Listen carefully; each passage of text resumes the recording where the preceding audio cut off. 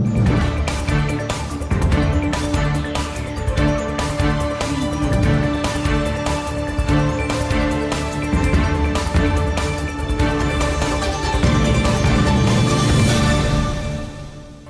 علیکم، captain 51 news کے ساتھ میں ہوں رجا ولید افراز اور میں ہوں عفیفہ مئی۔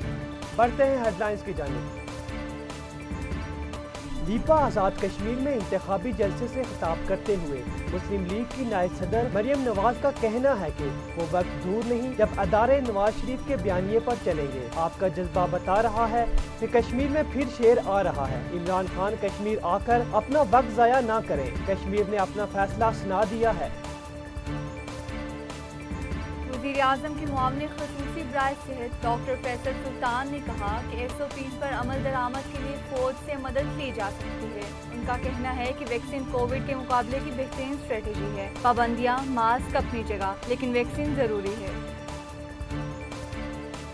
وفاقی وزیر اطلاعات فواد چودھری نے کہا کہ افغانستان میں بدلتی صورتحال پر گہری نظر ہے۔ کوشش ہے کہ کابل میں ایک پرامن اور سب کی رائے پر مبنی نظام حکومت کے ذریعے آگے بڑھا جائے۔ اگر ایسا نہ ہوا تو بھی پاکستان کے اندر اس کے اثرات نہیں آنے دیں گے۔ پولیس نے پارلیمنٹ ہاؤس کے باہر سے اسلحہ بردار شخص کو گرفتار کر لیا۔ پولیس کا کہنا ہے کہ 45 سال کا ملزم سہیل راولپنڈی کے علاقے چکری کا رہنے والا ہے، جس کے ایک ہاتھ میں پستول اور دوسرے ہاتھ میں چھری تھی۔ ملزم کو تھانہ سیکریٹریٹ منتقل کر دیا گیا۔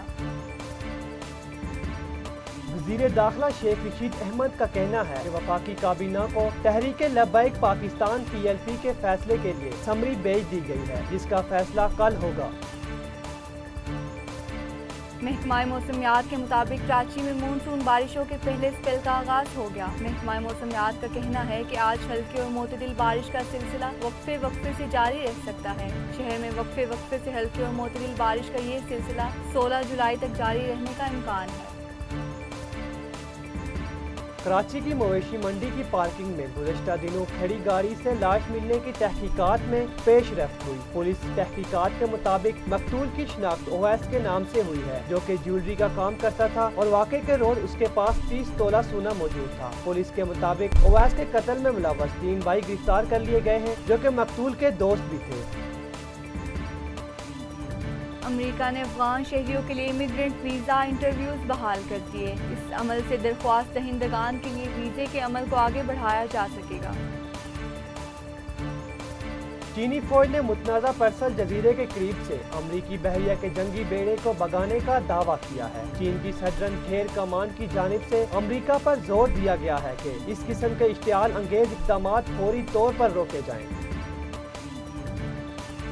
انٹر بینک میں ڈالر کی قدر میں 19 پیسے کا اضافہ ہوا، جس کے بعد کاروبار کے اختتام پر ڈالر کی قدر 159.36 روپے رہی۔ اوپن مارکیٹ میں ڈالر کی قدر میں 40 پیسے کمی ہوئی ہے۔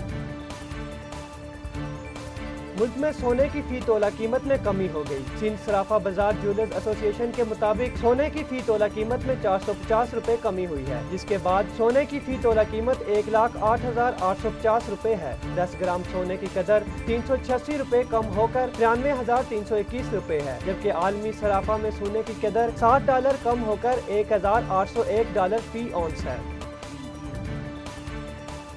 شمالی وزیرستان میں 12ویں جماعت کی طالبات کے پرچے کے دوران سرکاری اسکول پر دستی بم سے حملہ کیا گیا۔ پولیس کا کہنا ہے کہ گورنمنٹ ہائی اسکول پر دستی بم حملے سے جانی نقصان کی اطلاع نہیں ملی۔ پولیس کی نفری نے موقع پر پہنچ کر تفتیش شروع کر دی ہے۔ مزید خبروں اور اپڈیٹس کے لیے دیکھتے رہیے کیپٹن 51 نیوز۔